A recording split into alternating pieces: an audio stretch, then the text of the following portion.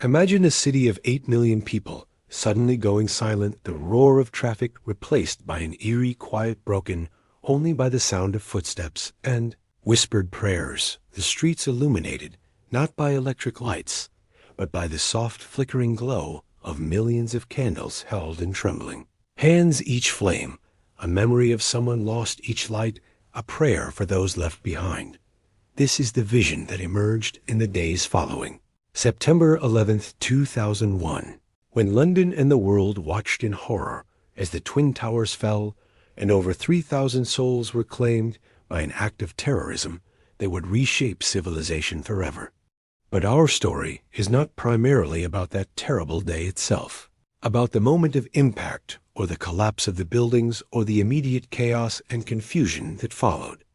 Instead, it is about the days and weeks that followed, about how a city mourned, about how strangers became united in grief, about how people who had never met and would never meet stood together in candlelit vigils, about how a city that had known war, had known bombings, had known tragedy and loss before, found itself confronted once again with massive, incomprehensible death on a scale that seemed almost unimaginable.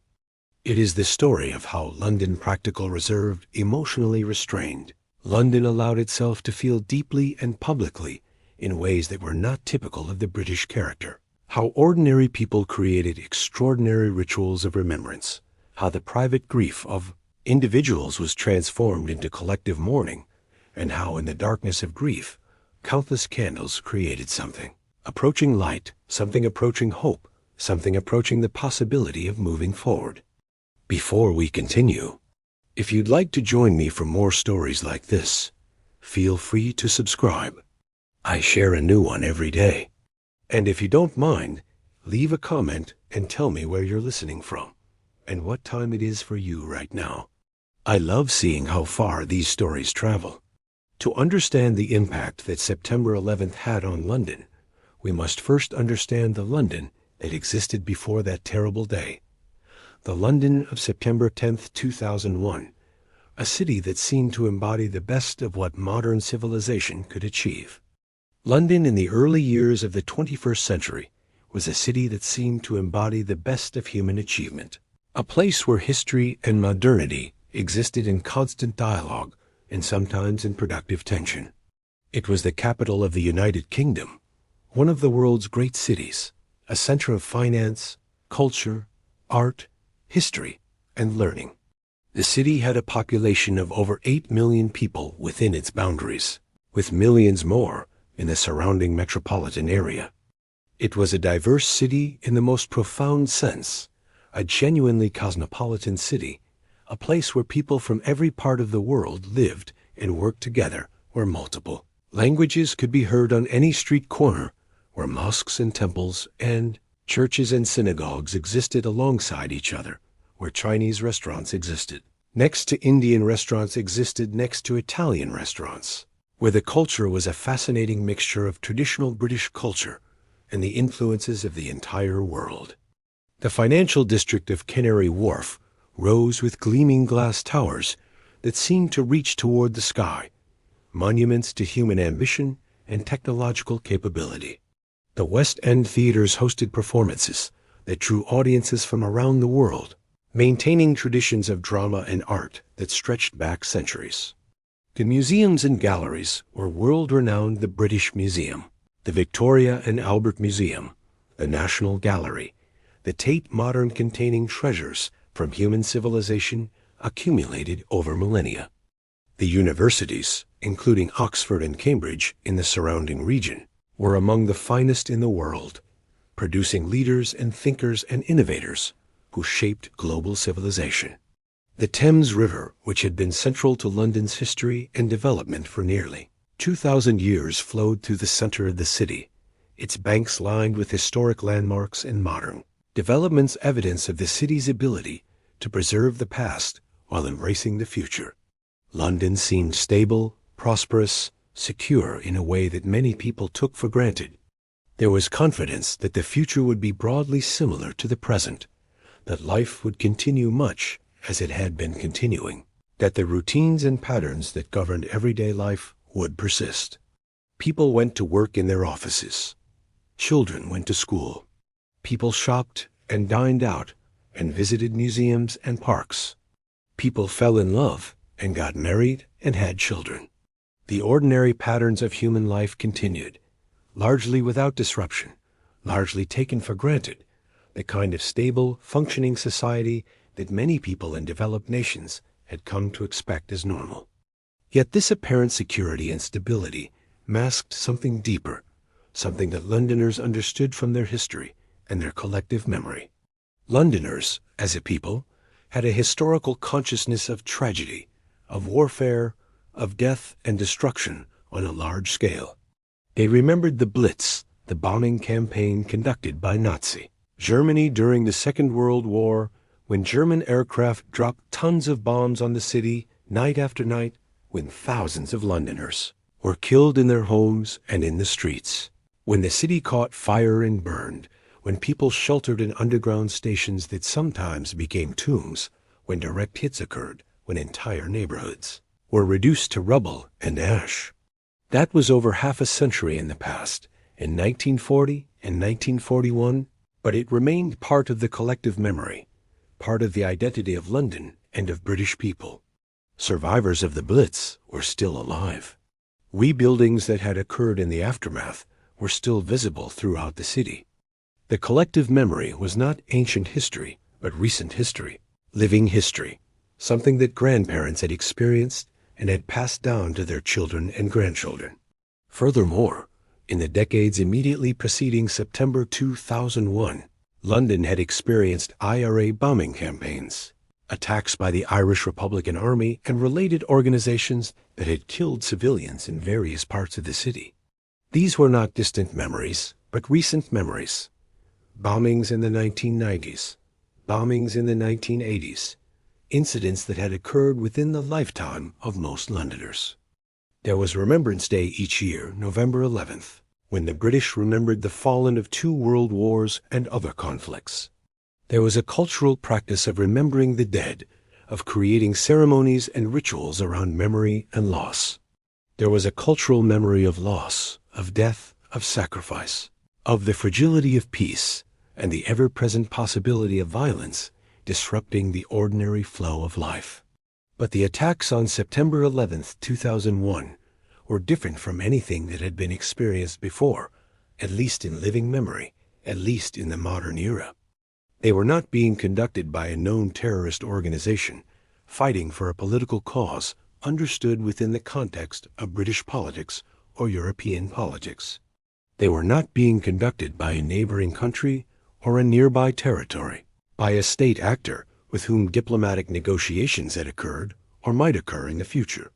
Instead, they came from the other side of the world, conducted by a terrorist network called Al-Qaeda, with goals and ideologies that many Londoners struggled to understand, against cities New York and Washington that, while far away, represented something fundamental about Western civilization, and particularly about American civilization. The attacks were unprecedented in their scale, in their deliberate targeting of civilians, in their use of civilian aircraft as weapons of mass destruction. They shocked the world. They shocked London. They seemed to signal that the world had changed in some fundamental way. When news of the attacks began to emerge on the morning of September 11th, 2001, London was going about its normal business, completely unaware that the world was about to change forever. It was mid-morning in London, around 1:45 in the afternoon British summer time, when the first plane hit the North Tower of the World Trade Center in New York. At that moment in London, people were at their desks in offices, were having lunch, were commuting on the Underground, were shopping in stores, were doing all of the ordinary things that people do on an ordinary Tuesday morning. The news began to spread gradually. At first, television stations broke into their programming with breaking news alerts. News agencies began to report on what was being described initially as a tragic accident. But as the morning progressed in London, as news agencies began to broadcast clearer images and details of what was happening, as it became clear that this was not an accident but a deliberate attack, as the second plane hit the South Tower, and it became obvious that something extraordinary and terrible was occurring. The reaction was one of shock, disbelief, and growing horror. People who had been going about their ordinary routines, working at their desks, having coffee, commuting on the underground, shopping in stores, suddenly found themselves confronted with images of death and destruction on a scale that seemed almost incomprehensible to the modern Western mind. Television screens in offices and homes and pubs throughout London showed the images that would become seared into the global consciousness, and that would be replayed countless times over the following days and weeks and months and years. The first plane hitting the North Tower, the explosion of fire and smoke billowing from the building. The second plane hitting the South Tower, the terrible realization that this was not an accident but deliberate attacks. The collapse of the South Tower first, and then the North Tower, thousands of tons of steel and concrete and glass crashing down in clouds of debris, the enormous clouds of ash and dust spreading through the streets of Manhattan like some kind of apocalyptic vision. People running, people covered in ash, people sitting stunned on the steps of buildings, people falling from windows. It was almost impossible for people to process what was being shown on the screens. The scale was so enormous. The deliberateness was so clear. The loss of life seemed incalculable. People tried to imagine how many people might have been in the buildings, how many people might have been in the planes. The numbers seemed impossible. Nearly 3,000 people had died in less than 2 hours, and nobody watching knew these numbers yet. Only that something massive had occurred, something that changed everything. In the hours and days immediately following the attacks, there was a sense of paralysis in London and throughout the world. The financial markets closed. Airports were shut down. President Bush addressed the nation from an undisclosed location, his words tense and formal, promising that the perpetrators would be brought to justice.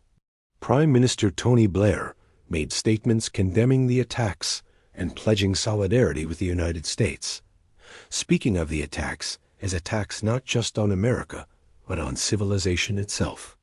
There was discussion of whether this was the opening salvo of some larger conflict, whether there would be further attacks, whether other major cities might be targeted.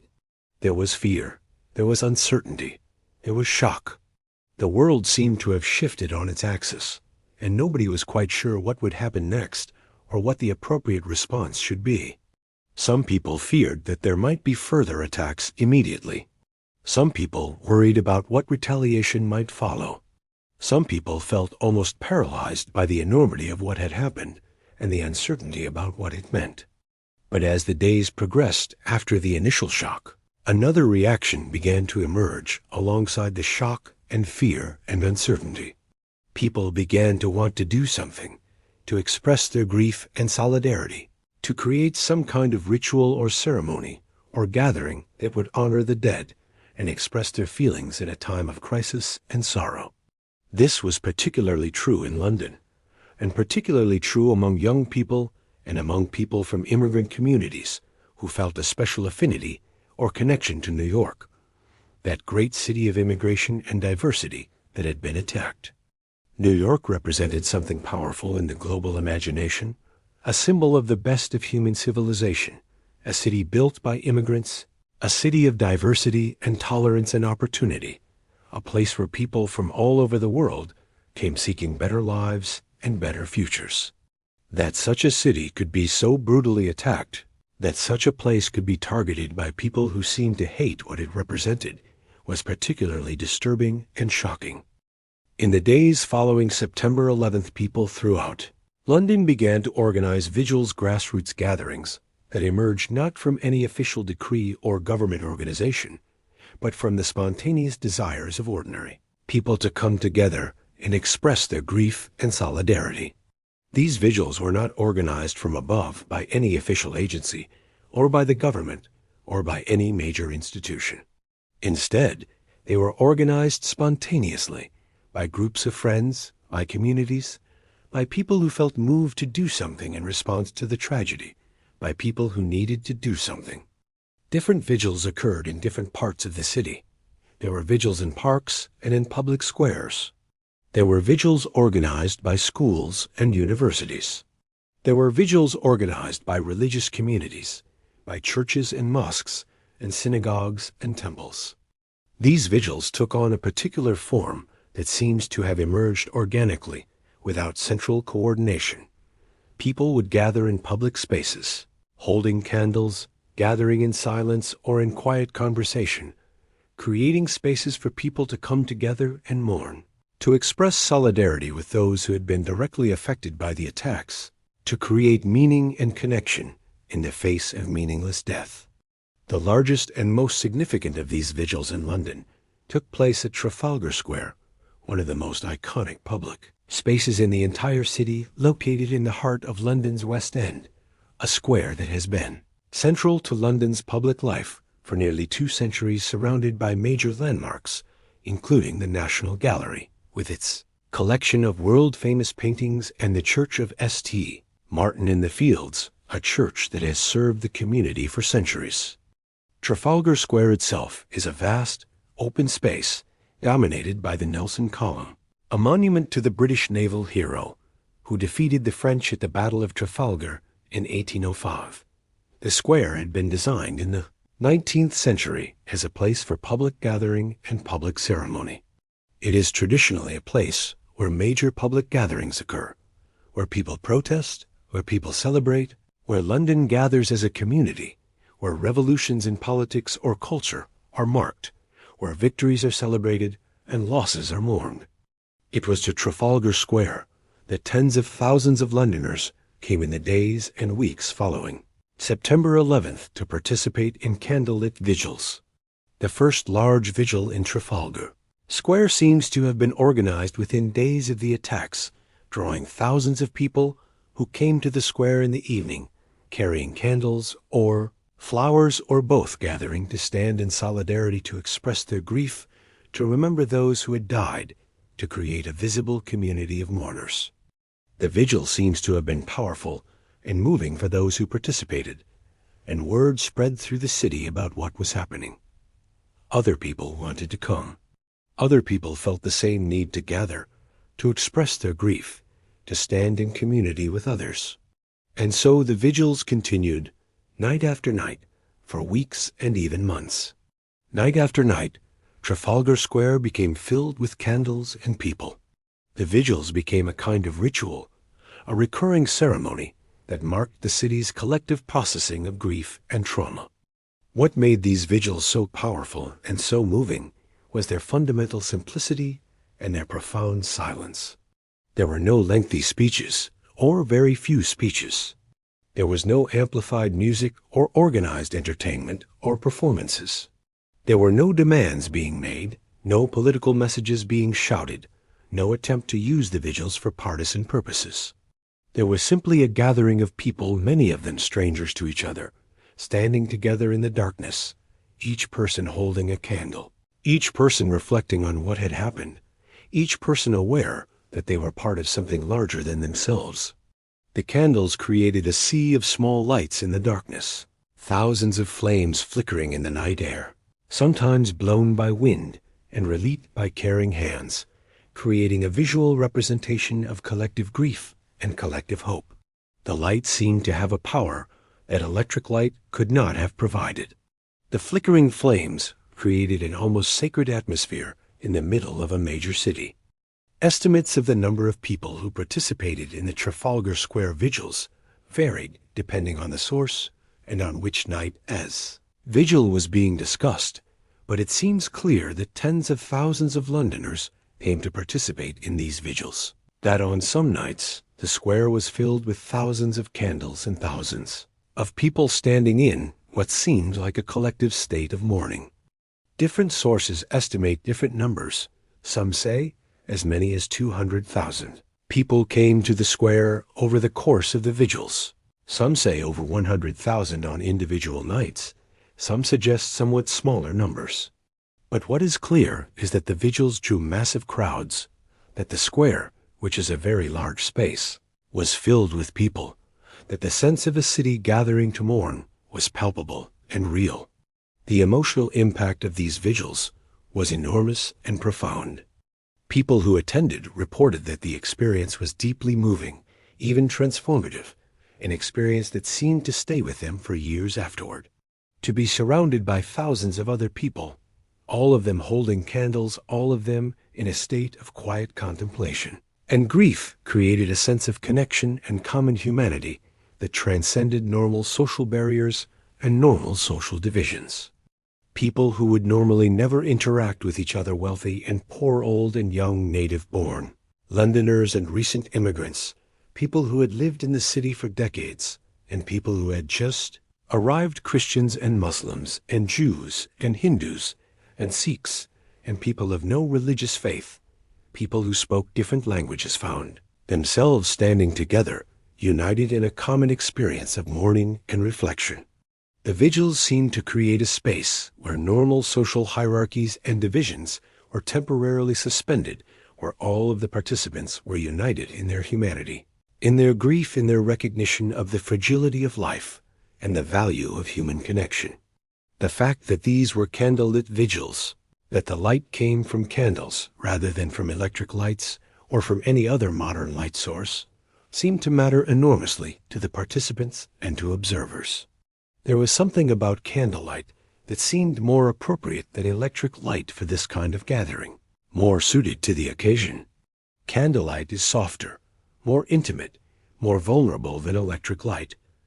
A candle can blow out. It is fragile. It requires attention and care. Someone must hold it and must not let the wind extinguish it.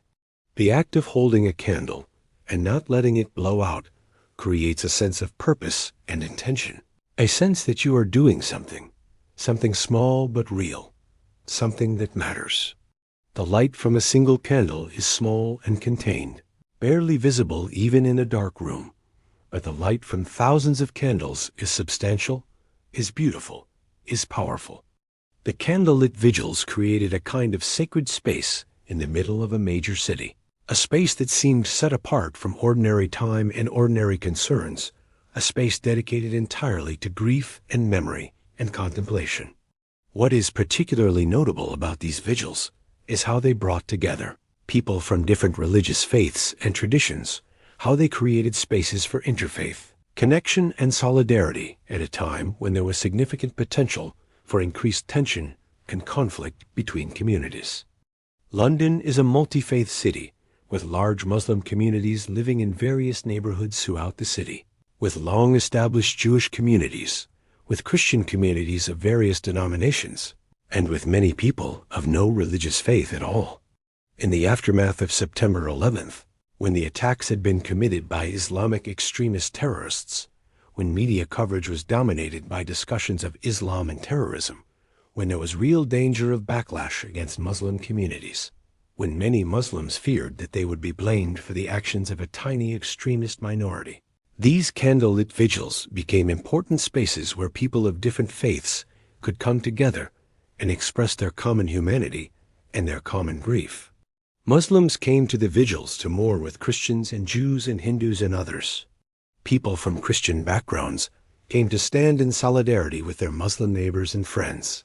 Jewish leaders made public statements condemning the attacks and expressing solidarity with their Muslim neighbors, affirming that the attacks had been condemned by the vast majority of Muslims, that extremism did not represent Islam anymore, that it represented Christianity or Judaism or any other faith. The vigils became spaces where interfaith dialogue and connection could occur, at least partially, at least for a moment, where people could stand together and affirm that despite religious differences, they shared fundamental values of compassion and human connection. Beyond Trafalgar Square, candlelit vigils and memorial gatherings occurred throughout London and throughout the entire United Kingdom. Churches held special services, often with music and prayers, with readings and reflections, creating sacred spaces for mourning and contemplation. Mosques and temples and synagogues held similar services and gatherings, creating safe spaces for people of faith to process their grief through their religious traditions. Parks and public spaces throughout the city saw spontaneous gatherings of people holding candles, people who felt moved to gather together and express their grief. Universities held vigils, sometimes with thousands of students gathering together, students who were far from home and who needed the connection that such gatherings provided. Schools held memorials, helping young people to process the trauma and the incomprehensibility of what had happened. The entire city seemed to be engaged in a process of collective mourning, seemed to be working through the shock and grief through these spontaneous rituals and gatherings. One particularly poignant aspect of the vigils was the gradual creation of specific memorials to individual people who had died in the attacks. As more information emerged about the people who had been killed in the attacks, and indeed nearly 3,000 people had died either in the plains or in the towers, people in London found themselves learning the names and the stories of specific individuals who had perished. Many of the people who died in the attacks had some connection to London or the United Kingdom. Some were British citizens living or working in New York, expatriates who had moved to America seeking opportunities and had died there. Others were citizens of other countries who happened to be in the towers on that day or in the planes that struck them. People from over 90 countries died in the attacks. London felt the loss personally and directly because the city had connections to many of the dead.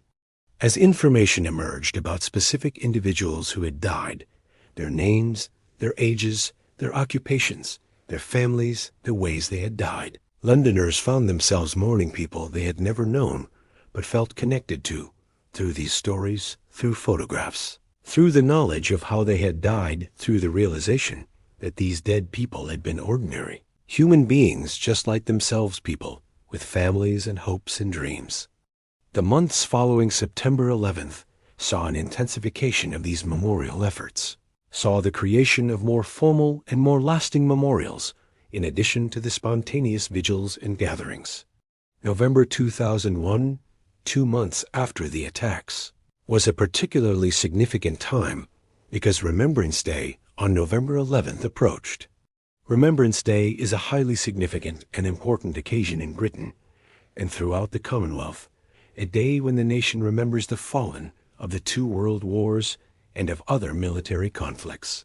A day with deep historical significance, a day when people wear poppies, when ceremonies are held, when the dead are honored and remembered. The combination of Remembrance Day with the fresh grief of September 11th created an atmosphere of intense collective mourning. The annual Remembrance Day ceremony at the Cenotaph in Whitehall, a monument dedicated to the unknown, soldier a site that has been central to British commemoration of the war dead for nearly a century, took on particular significance that year.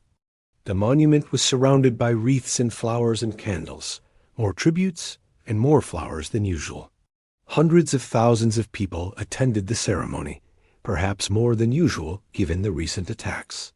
The Queen attended, as she always does, as did members of the government and various dignitaries and military officers. The ceremony included the traditional 2 minutes of silence, a traditional and powerful British way of honoring the dead, a moment when the entire nation seems to stop and remember.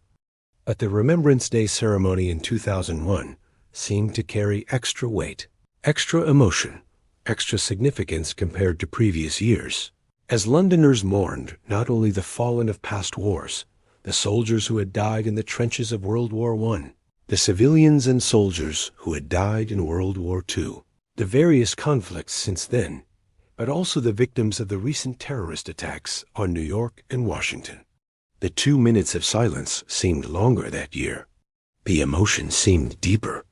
There seemed to be a heightened awareness of the cost of violence, of the fragility of peace, of how quickly and how terribly things could change.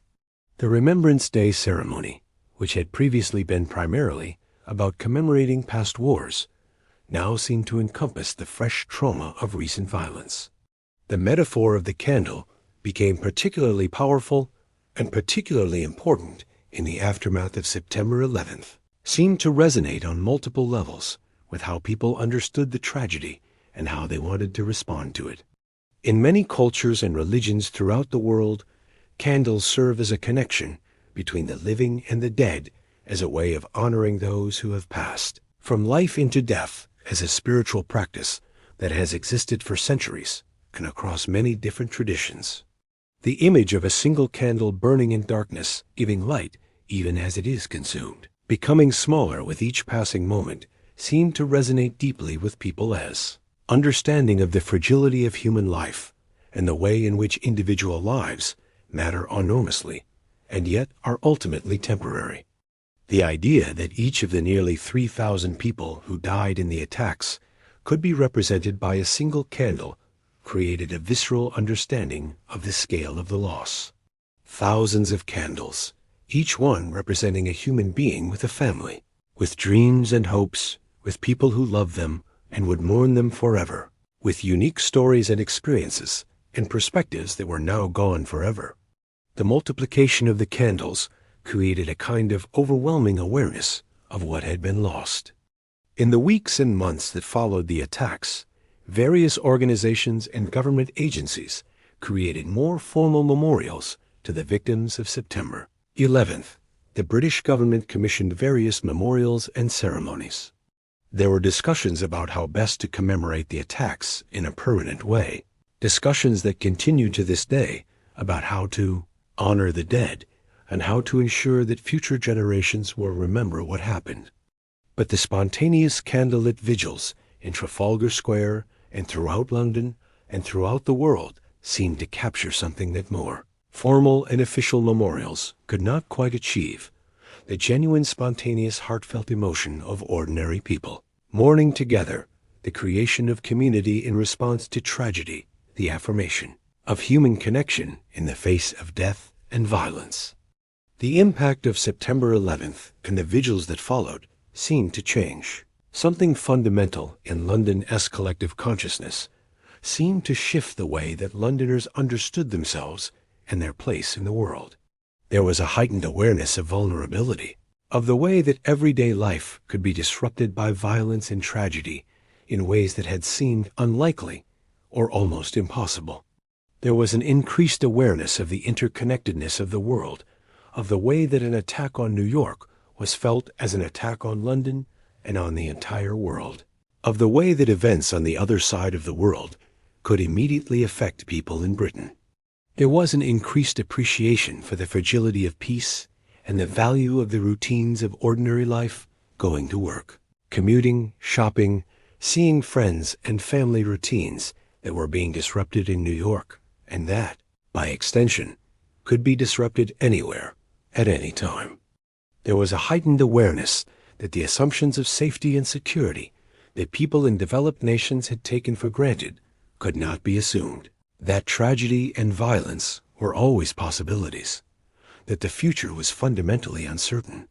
The vigils also seemed to affirm something important and something powerful about London itself, its ability to come together in moments of crisis, to express emotion publicly in ways that were not normally typical of British reserve and emotional restraint, to create rituals of remembrance and mourning that brought people together across normal social and religious boundaries. The image of thousands of candles burning in Trafalgar Square became iconic, seemed to represent something essential about human nature, the need to commemorate loss, to gather together in times of crisis, to create meaning and connection in the face of tragedy and death. The vigils seemed to affirm that beneath the surface of daily life and routine, beneath the normal social formality that characterizes British culture, there existed deep reservoirs of emotion and compassion and human connection that could be expressed and shared in moments of collective crisis.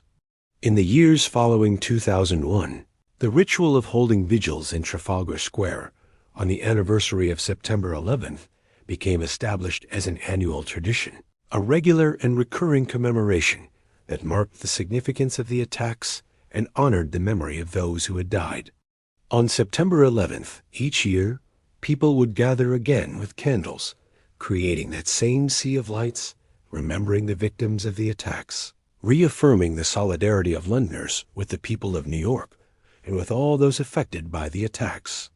The vigils became a way for the city to collectively process the trauma and loss that had occurred, to refuse to let the memory of the dead fade into obscurity, to affirm that even though time passes and life continues and new tragedies occur, and attention moves to other events, the loss remains significant and worthy of remembrance. Year after year, on September 11th, Trafalgar Square would fill with candles and people again, carrying on the tradition that had emerged spontaneously in 2001. The vigils also seemed to carry significance as a kind of alternative to the military and political responses to September 11th that emerged in the United States and other countries. In the years following the attacks, the United States, with support from Britain and other countries, launched wars in Afghanistan and Iraq, wars that were justified partly as responses to the attacks, wars that were intended to eliminate the terrorist threat and to reshape the political landscape of the Middle East. These wars killed hundreds of thousands of people, displaced millions of others, created ongoing conflicts and suffering that continue to the present day, nearly 2 decades later. The candlelit vigils in London, in contrast, represented a different kind of response, not military response, but spiritual and emotional response, not an attempt to reshape the world through force and warfare, but an attempt to honor those who had died and to affirm common humanity, not an attempt to fight terrorism with military force, but an attempt to respond to tragedy with compassion and memory.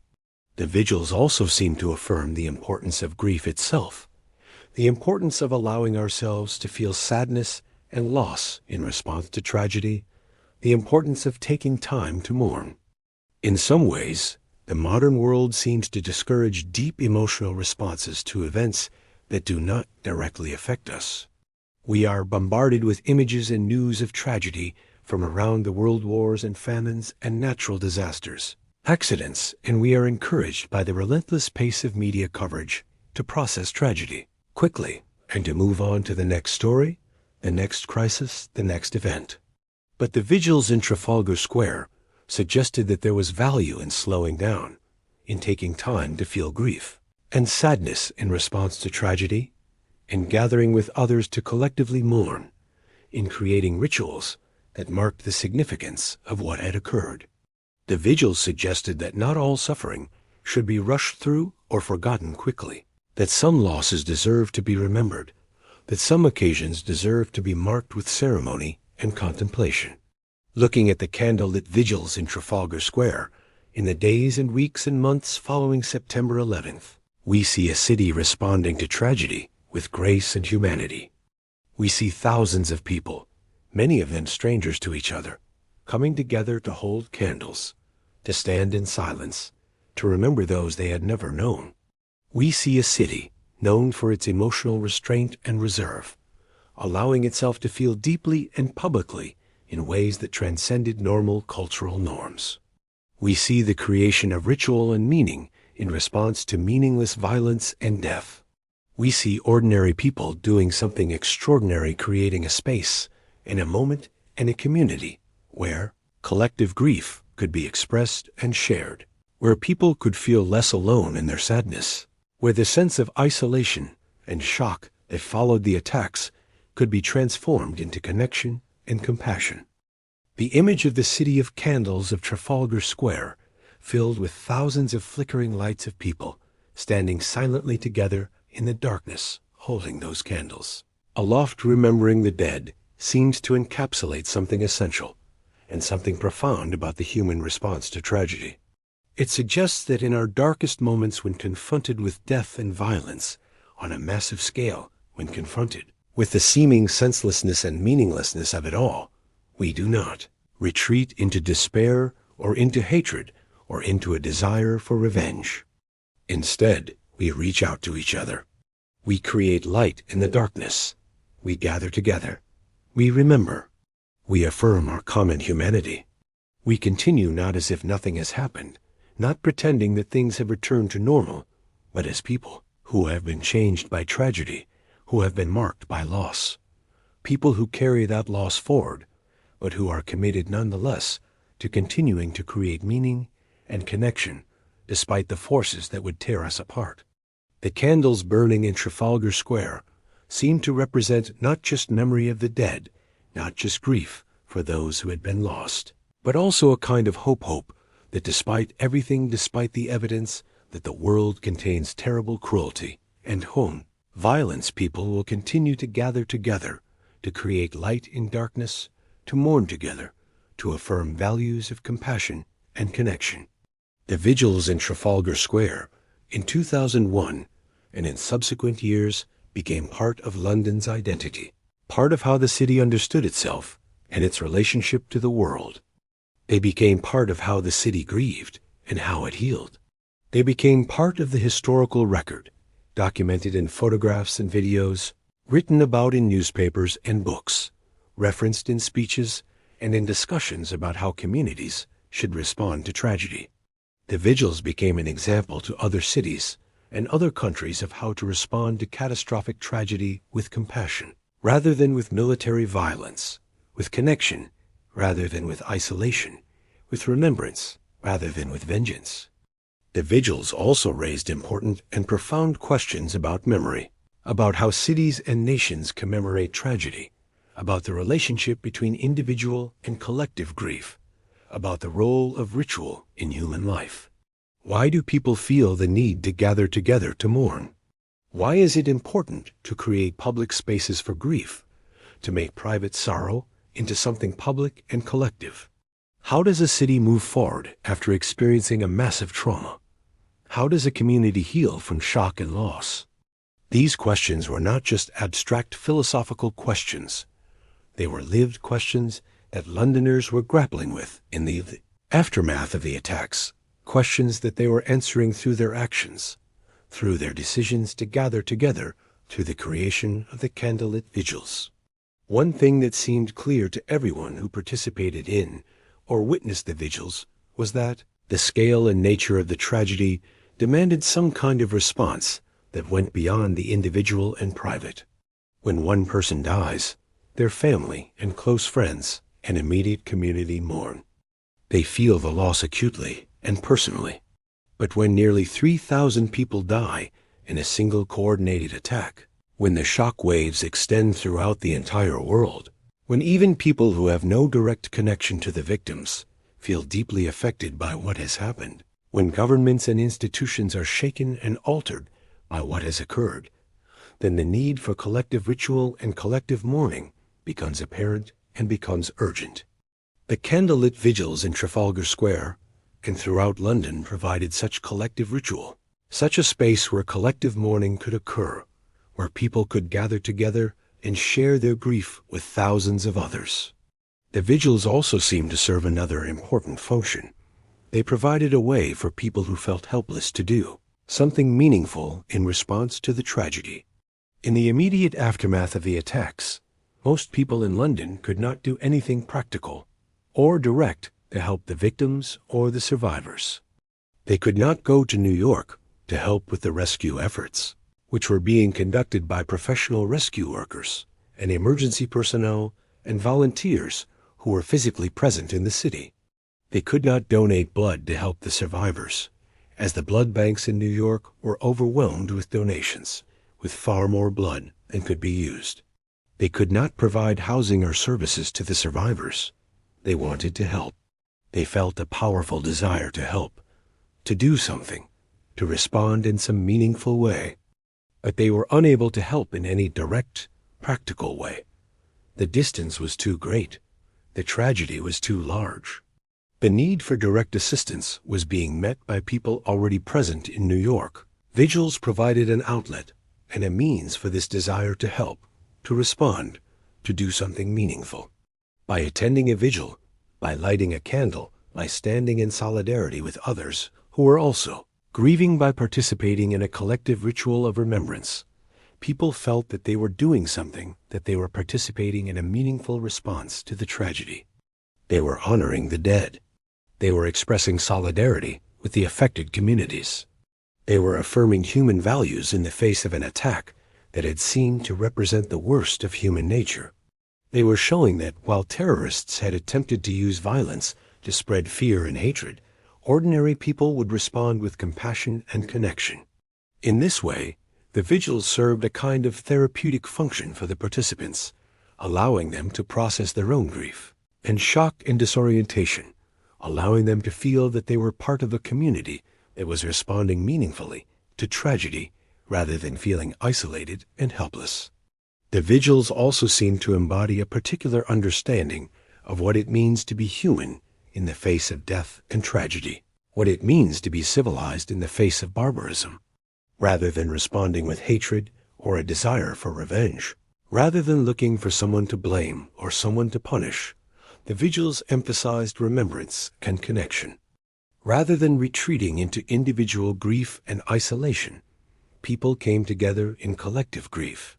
Rather than creating division between communities, rather than seeing the attacks as validating some kind of clash of civilizations or eternal conflict between religions, the vigils emphasized common humanity. Rather than seeing the world as divided into enemies and allies, into us and them, the vigils affirmed that fundamentally all human beings share common values and common needs. This was a particular response to the attacks, a response that said that the answer to violence and hatred was not more violence and hatred, but rather the affirmation of common humanity and shared values, the commitment to connection rather than division. As the weeks turned into months following September 11th, the intensity of the vigils in Trafalgar Square gradually diminished, though they did not disappear entirely. This is a natural process. The shock and trauma of the attacks gradually fade as time passes and as other events occur, as the immediate crisis recedes into the past. The initial impulse to gather and mourn intensely tends to diminish over time, as people adjust to the new reality, and as other concerns and events demand attention. But the vigils persisted at a lower level of intensity, persisted because there remained among Londoners a commitment to remembrance, because the loss and the tragedy remained significant, worthy of continued commemoration. The vigils changed form somewhat over time. They became less spontaneous and more organized, became marked on the calendar as annual events that were anticipated and planned for, became more formal in some ways while remaining intimate in others. The attacks on September 11th and the vigils in London also seemed to raise important and pressing questions about security and about the nature of terrorism and fear. In the months and years following the attacks, governments throughout the world, including the British government, implemented increased security measures. Airports added new security procedures, new screening methods, new rules about what could be carried aboard aircraft. Buildings, particularly high-rise office buildings and iconic landmarks, increased security, hired more security personnel, installed surveillance cameras, implemented new protocols for who could enter and who could not. Intelligence agencies expanded their operations, began conducting more surveillance, began focusing more intensely on identifying and stopping potential terrorists before they could be carried out. There was a sense that the world had changed, that the assumptions of relative safety and security that many people in developed nations had taken for granted were no longer valid, that terrorism could strike at any time, that complete security was perhaps impossible, and that what remained possible was only to reduce the risk and to be prepared for attacks. London, with its history of terrorism related to the Irish conflict, and with various IRA bombing campaigns that had occurred in recent decades, was already somewhat familiar with some of these security measures and with the reality of living with the threat of terrorism. But September 11th seemed to raise the stakes significantly, to suggest that terrorism could occur on a scale and in a manner that was far more devastating than what had been experienced before, that the threat was not limited to conflicts in Northern Ireland or Europe, but was global in nature, that any city, anywhere, could be a target. The vigils in Trafalgar Square, the gathering of thousands of people in public, spaces to mourn and remember, seemed to affirm that despite the threat of terrorism, despite the possibility of violence, despite the new security measures and the new fears, people would continue to live their lives to gather in public to create meaning and community.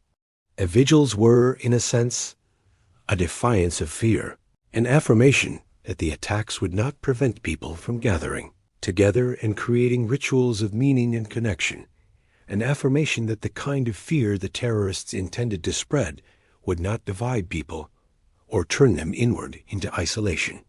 The image of Trafalgar Square, filled with thousands of candlelit vigils, has become one of the most iconic and most remembered images of London in the aftermath of September 11th. Photographs and video footage of these vigils, showing the vast expanse of Trafalgar Square filled with thousands of small points of light, showing people standing close together, holding their candles, showing the solemn and contemplative expressions on people's faces, have been widely distributed and have become part of the historical record of how the world responded to the attacks. The vigils have been described in countless articles and books as beautiful, moving, powerful, profound. They have been written about in books about 9/11s and about collective mourning. They have been referenced in speeches and in discussions about how communities should respond to tragedy. The candlelit vigils in Trafalgar Square have become a symbol of how ordinary people can create meaningful responses to extraordinary tragedy, how communities can respond to violence with compassion rather than with revenge, how ritual and remembrance can help people process loss and maintain connection. But what is perhaps most significant about the vigils is what they tell us about human nature, about the universal need for ritual, and community in times of crisis, about the way that seemingly small acts, holding a candle, gathering in a public space, standing in silence, can carry enormous meaning and significance. The vigils suggest that we are not just individuals, that our identities and our sense of meaning are partially constituted through our participation in communities, that we are fundamentally social beings who need connection with others. In moments of crisis and tragedy, the importance of community becomes particularly apparent. We seek others to be with us, to understand what we are feeling, to share in our grief and our shock, to help us process what has happened, to help us recognize that we are not alone in our feelings.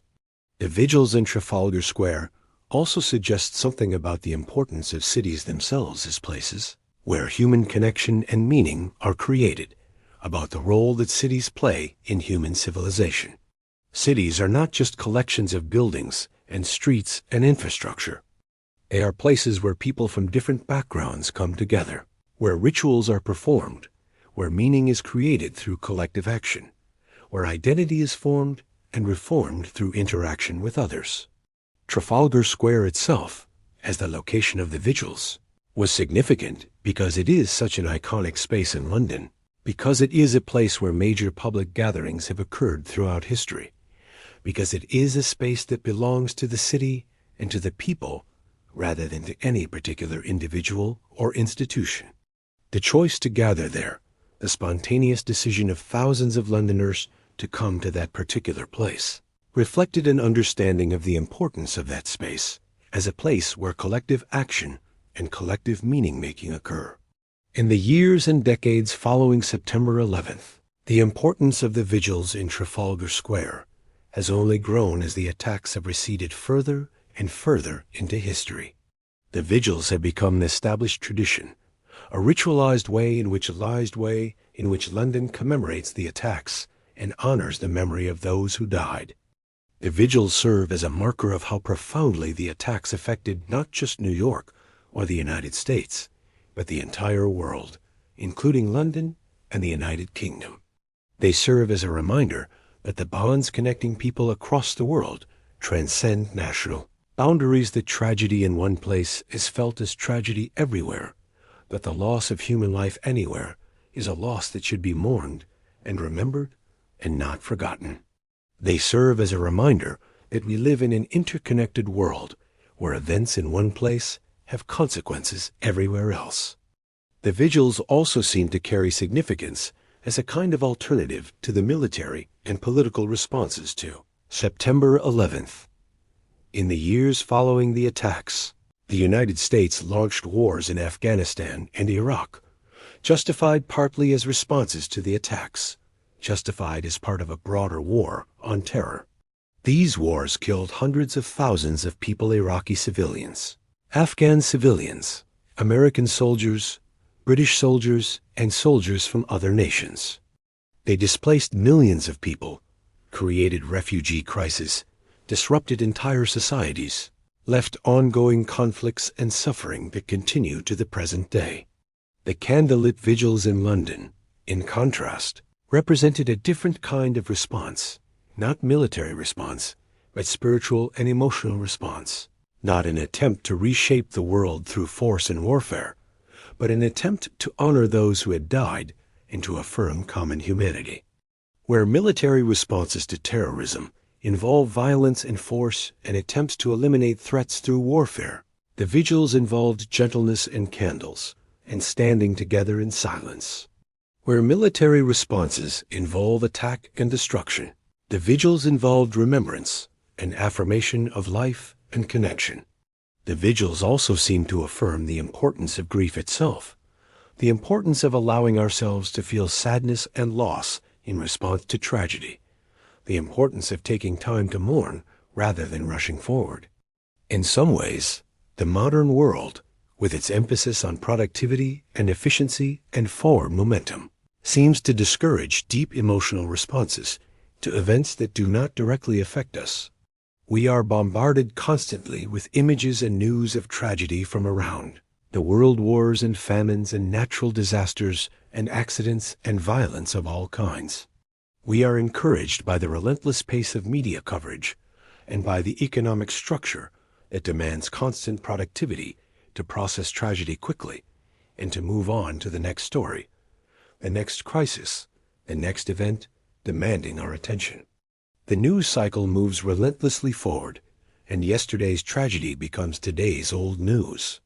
But the vigils in Trafalgar Square suggested that there was value in slowing down, in taking time to feel grief and sadness in response to tragedy, in gathering with others to collectively mourn, in creating rituals that marked the significance of what had occurred. The vigils suggested that not all suffering should be rushed through or forgotten quickly, that some losses deserve to be remembered, that some occasions deserve to be marked with ceremony and contemplation rather than being allowed to disappear into the endless flow of news and events. The vigils also affirmed the importance of bearing witness to tragedy, of refusing to let tragedy be invisible or forgotten. By gathering together, by holding candles, by creating a visible, public, collective response to what had happened, Londoners were bearing witness to the attacks and to the loss of life. They were saying that what had happened mattered, that the people who had died mattered, that the world had been affected by what had occurred, and would not simply move forward as if nothing had happened. The act of bearing witness, of refusing to let tragedy disappear, of creating rituals of remembrance, is an important part of how communities process trauma and how they move forward. Looking at the candlelit vigils in Trafalgar Square in the days and weeks and months following September 11th, we see a city responding to tragedy with grace and humanity and compassion.